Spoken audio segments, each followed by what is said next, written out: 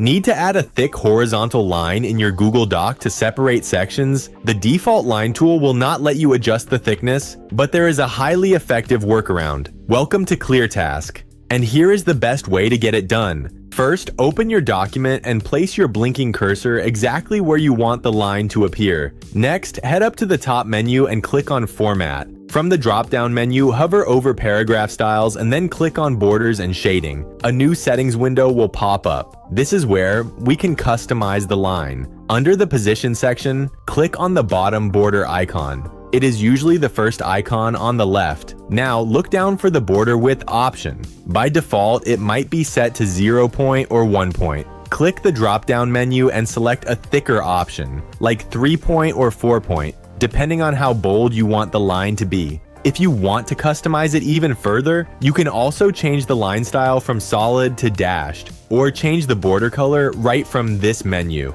Once you are happy with the settings, simply click the blue apply button at the bottom. Your thick, custom horizontal line will immediately appear in your document. You can now press enter and continue typing below it. If you ever need to edit the color or thickness of the line later, just place your cursor exactly where the line is, go back to borders and shading and adjust your settings. It is really that simple. If you found this tutorial helpful, please hit the like button and subscribe for more quick and professional guides. Thanks for watching.